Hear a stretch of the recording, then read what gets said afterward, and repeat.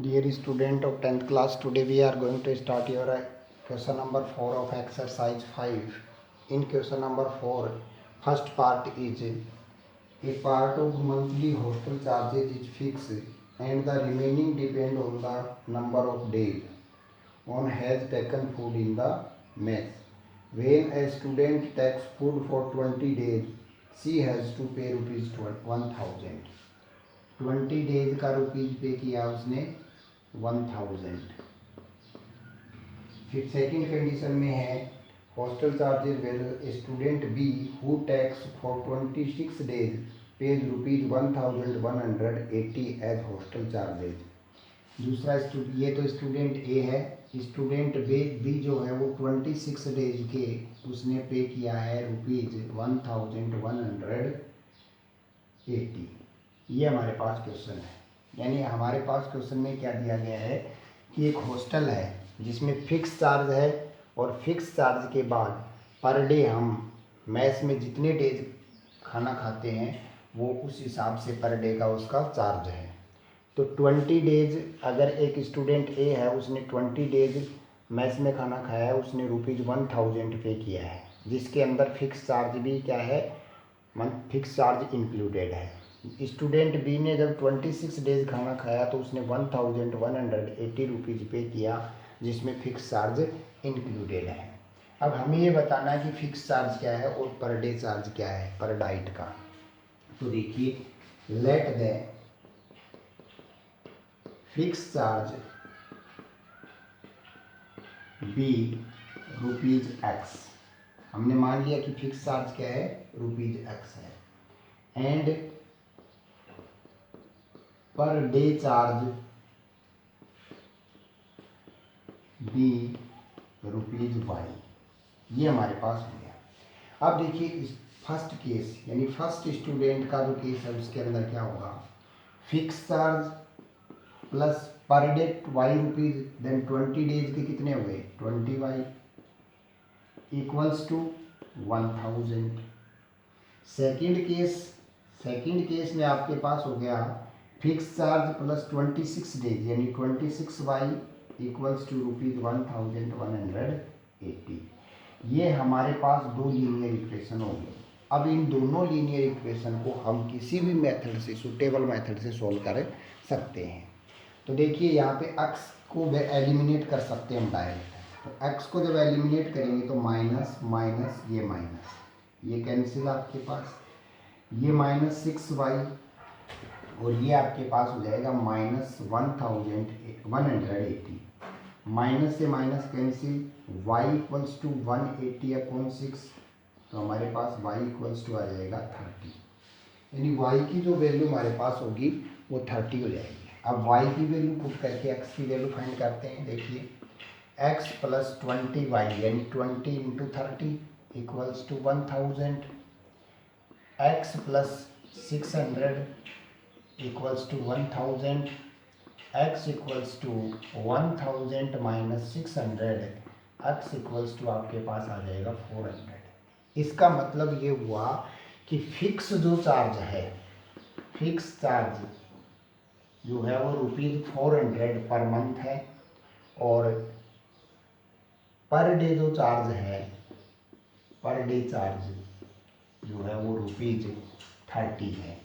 यानी एक दिन का खाना खाने का जो खर्चा है वो रुपीज पर डाइट 30 रुपीज और पर डे जो चार्ज है फिक्स जो चार्ज है वो 400 रुपीज है.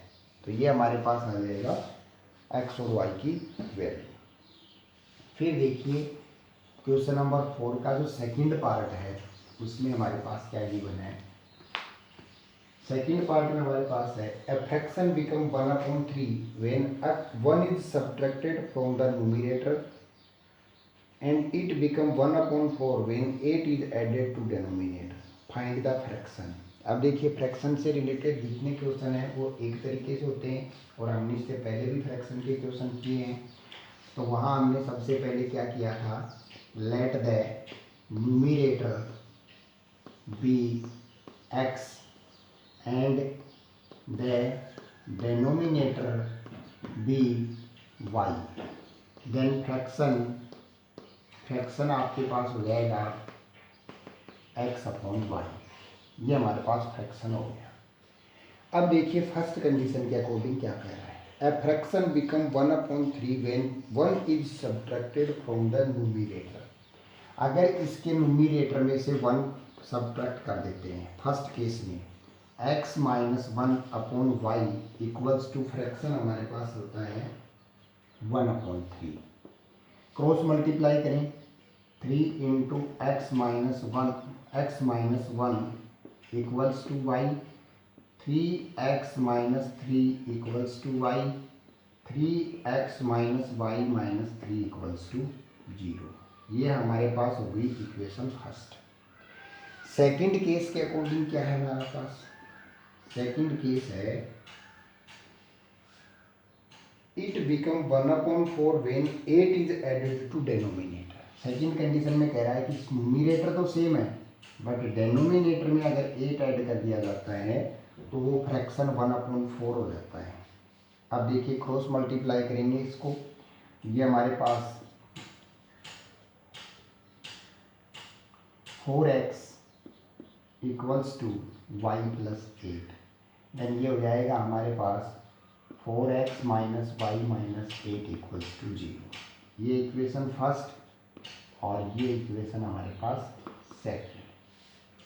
अब इन दोनों इक्वेशन से हम सॉल्व करते हैं। देखिए फर्स्ट इक्वेशन हमारे पास है 3x minus y equals to 3।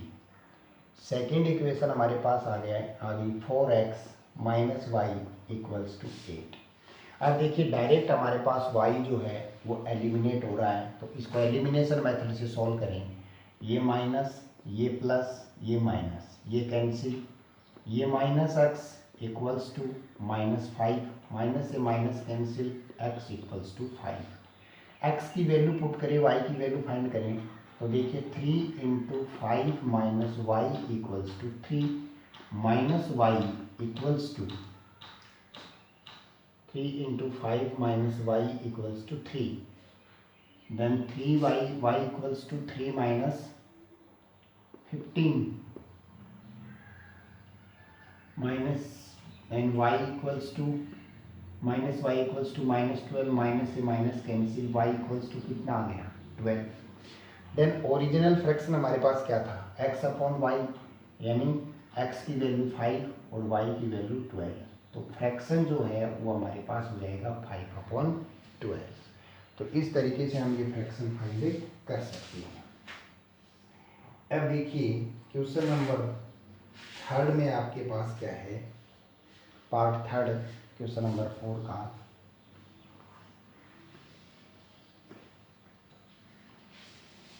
Third part में हमारे पास है Yash score 40 marks in a test getting 3 marks for each right answer and losing 1 marks for each wrong answer. यानी अगर उसका आंसर राइट होता है तो ईच आंसर का 3 मार्क्स मिलते हैं उसे, और अगर आंसर रॉन्ग होता है तो उसके -1 मार्क्स हो जाता है। ये तो आपके पास राइट आंसर के हैं और ये आपके पास रॉन्ग आंसर के हैं। यानी अगर राइट आंसर होता है तो उसे 3 नंबर ईच क्वेश्चन के मिलते हैं, और अगर रॉन्ग आंसर होता है तो उसके -1 मार्क्स लॉस होता है, यानी 1 मार्क्स कम हो जाता है, losing 1 marks. 3 marks for each right answer and losing 1 marks for each wrong answer. ये है, तो उसका जो स्कोर है वो कितना होता है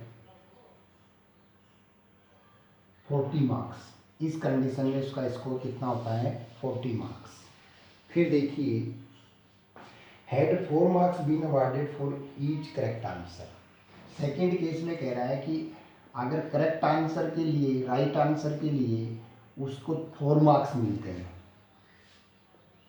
and losing 1 marks for and answer 2 marks for each correct answer and 2 marks been deducted for each incorrect answer.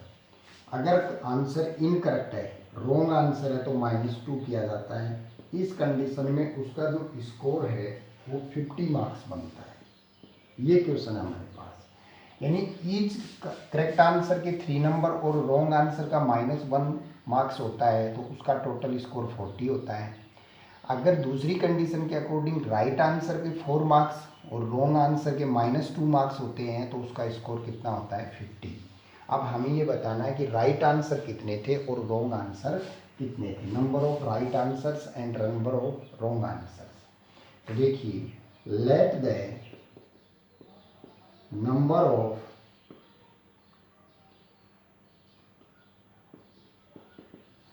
Right questions या राइट आंसर्स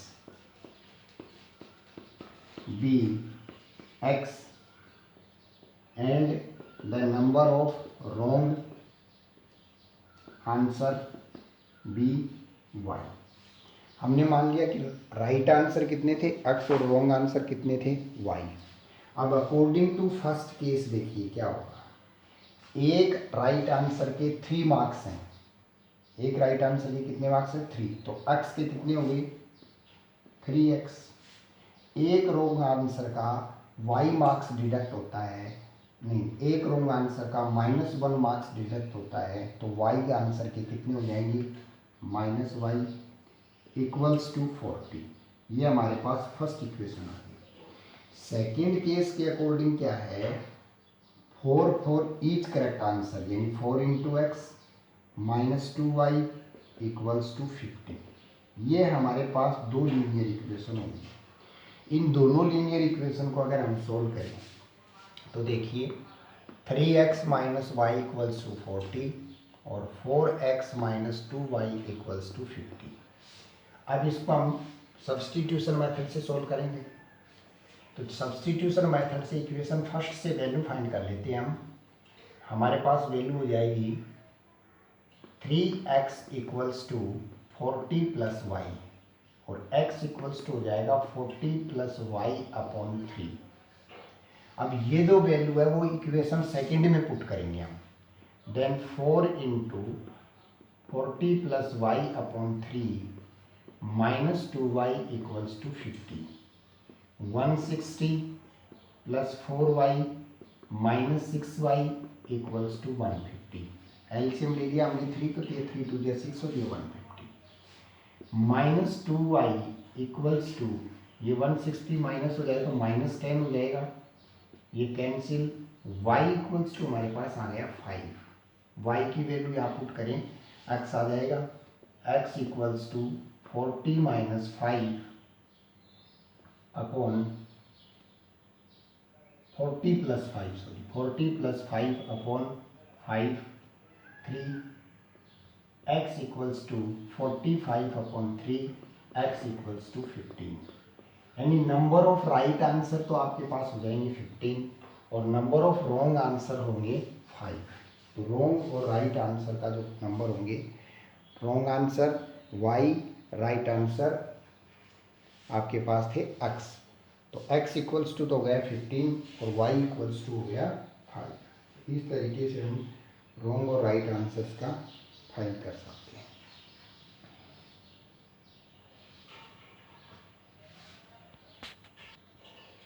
अब देखिए fourth part. Place A and B are 100 kilometre apart on a highway. एक highway पे दो place हैं ए और B, दोनों के बीच का जो डिस्टेंस है वो 100 किलोमीटर है।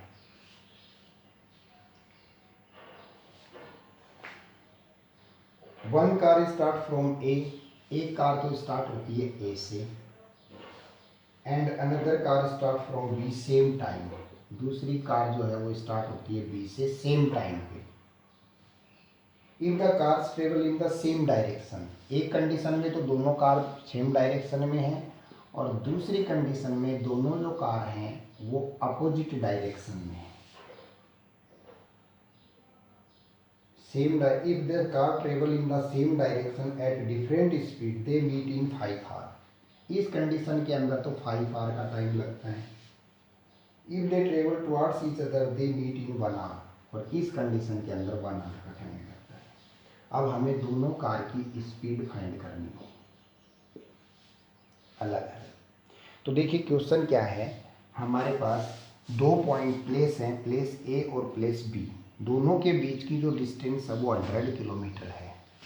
एक कंडीशन में तो क्या होता है, एक कार ए पॉइंट पे है, एक कार बी पॉइंट पे है, दोनों की स्पीड डिफरेंट है बट दे दोनों सेम टाइम पे चलती हैं। एक कंडीशन में तो दोनों कार सेम डायरेक्शन में जाती हैं, तो वो दोनों कार जो है वो आफ्टर 5 आवर मीट होती हैं। एक कंडीशन के अंदर दोनों कार अपोजिट डायरेक्शन में जाती हैं, यानी एक ए से बी की तरफ जा रही है, एक बी से ए की तरफ आ रही है। उस कंडीशन के अंदर दोनों कार 1 घंटे के बाद मिल जाती हैं। हमें ये फाइंड करना है कि दोनों कार की स्पीड क्या होगी। तो देखिए, हमें यहाँ पे एक बात ध्यान रखनी पड़ेगी, जब दो ऑब्जेक्ट सेम डायरेक्शन में जाते हैं तो दोनों की जो स्पीड होगी, रिजल्टिंग जो स्पीड होगी, वो दोनों की स्पीड का डिफरेंस होगा। डिफरेंस सेम डायरेक्शन के लिए, ऑपोजिट डायरेक्शन के लिए हम दोनों की स्पीड का क्या करेंगे, सम करेंगे। ये बात हमें यहाँ ध्यान रखनी पड़ेगी। अगर दोनों कार सेम डायरेक्शन में जाएंगी तो दोनों की जो स्पीड है वो डिफरेंस हो जाएगा, और दोनों कार अगर अपोजिट डायरेक्शन में जाएंगी, यानी एक ए से बी की तरफ और एक बी से ए की तरफ, उस कंडीशन में दोनों की जो स्पीड होगी वो प्लस होकर के रिजल्टिंग स्पीड आएगी। तो यहाँ से देखिए हम लेट करते हैं, let the speed of car A be x kilometer per hour and that of car B be y kilometre per our. ये हमारे पास उन दोनों की स्पीड हो गई। अब एक कंडीशन में तो क्या है, दोनों सेम डायरेक्शन में है, तो हमारे पास हो जाएगा when both cars are in the same direction,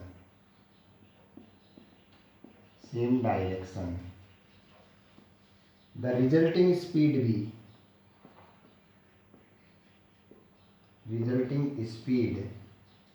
equals to same direction के लिए difference x minus y kilometre per hour. When the both cars in the opposite direction, the resulting speed equals to x plus y kilometre per our. ये हमारे पास आ गया, यानी दोनों car अगर सेम डायरेक्शन में जाएंगी तो दोनों की स्पीड का डिफरेंस हो गया, दोनों कार अगर ऑपोजिट डायरेक्शन में जाएंगी तो दोनों की स्पीड का क्या हो गया, सम। ये हमारे पास रिजल्टिंग स्पीड आ गई। अब देखिए अकॉर्डिंग टू फर्स्ट केस के अकॉर्डिंग क्या हो रहा है, डिस्टेंस हमारे पास 100 किलोमीटर है, रिजल्टिंग स्पीड हमारे पास x minus y kilometre per hour है, तो टाइम क्या होता है, टाइम इक्वल्स टू होता है डिस्टेंस अपॉन स्पीड। डिस्टेंस हमारे पास 100 किलोमीटर है, स्पीड जो है सेम डायरेक्शन के लिए x माइनस वाई है, और टाइम जो है वो 5 है। ये हमारे पास है, ये डिस्टेंस हमें गिवन है 100 किलोमीटर, रिजल्टिंग जो स्पीड है वो क्या है, सेम डायरेक्शन में x माइनस वाई, तो distance upon speed equals to time given है 5r। ये हमारे पास हो गया। अब देखिए इसको क्रॉस मल्टीप्लाई करके सॉल्व करें तो 5 into x minus y equals to 100, then x minus y equals to हमारे पास आ जाएगा 20। एक इक्वेशन तो आ गई ये। अब सेकंड केस में क्या है, सेकंड केस में दोनों ऑब्जेक्ट अपोजिट डायरेक्शन में, then time distance upon speed x plus y equals to time 1r, 1/1 कर देते हैं, क्रॉस मल्टीप्लाई करते हैं तो x plus y equals to 100।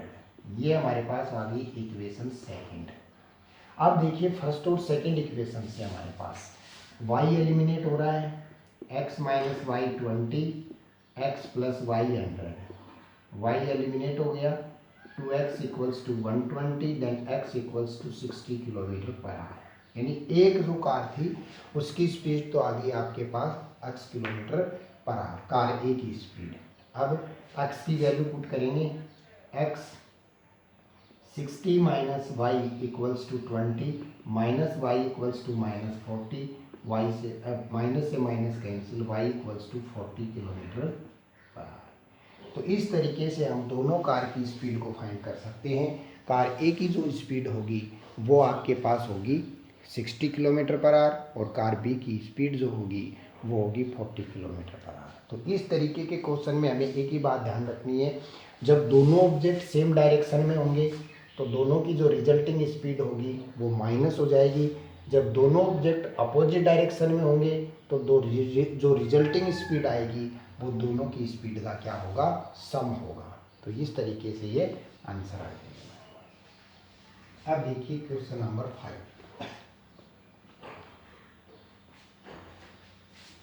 Question number 5 में हमारे पास क्या है, the area of A rectangle get reduced by 9 square unit if its length is reduced by 5 unit and breadth is increased by 3। यानी length तो हमारे पास क्या हो जाए, when its length is reduced by 5, reduce यानी -5 और breadth जो है वो increase by 3। दूसरी condition, if we increase the length by 3 unit and breadth by 2 unit. दूसरी कंडीशन में लेंथ +2 और ब्रेथ जो है वो +3 है।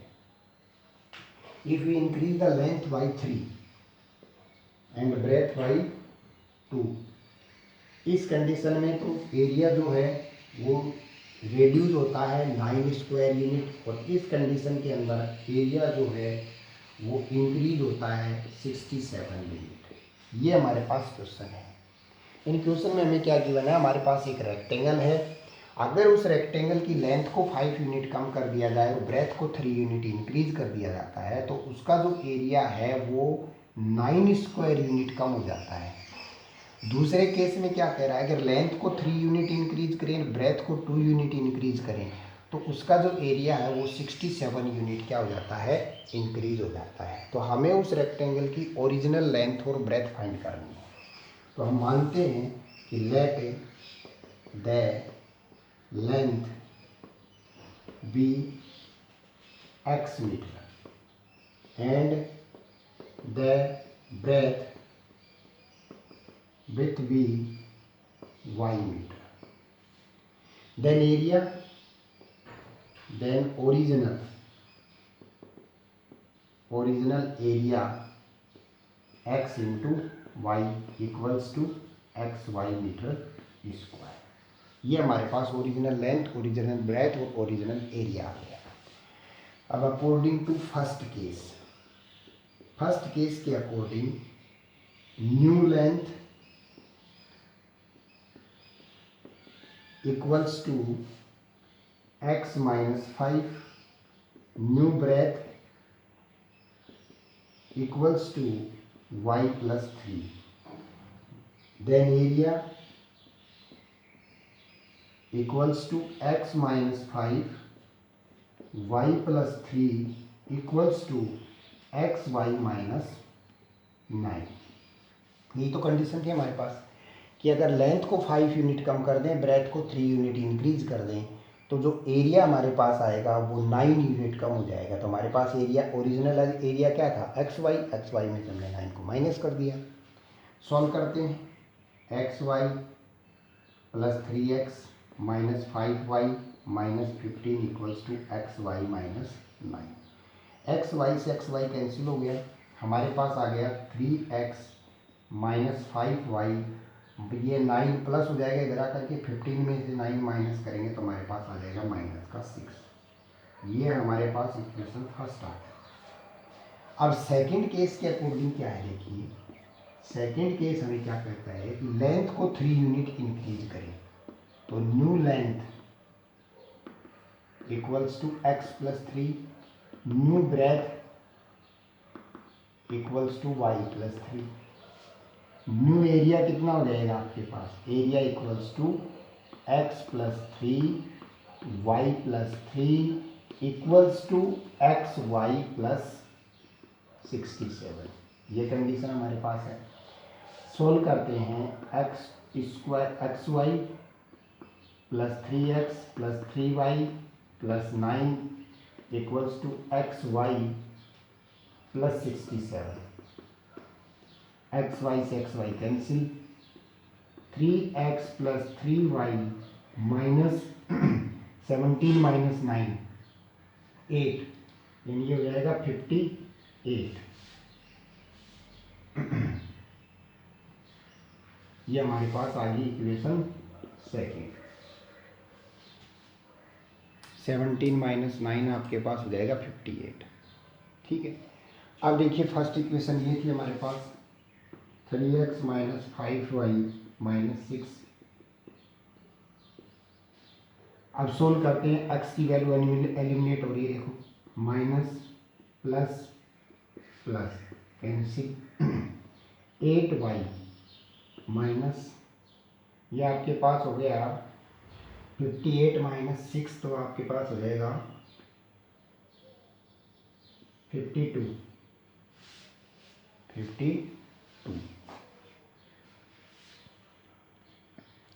अब देखिए सेकंड केस में हमारे पास लेंथ तो 3 यूनिट इंक्रीज हुई थी और विड्थ जो थी यानी ब्रेथ जो थी वो 2 यूनिट इंक्रीज हुई थी, तो यहाँ पे 2 आएगा आपके पास।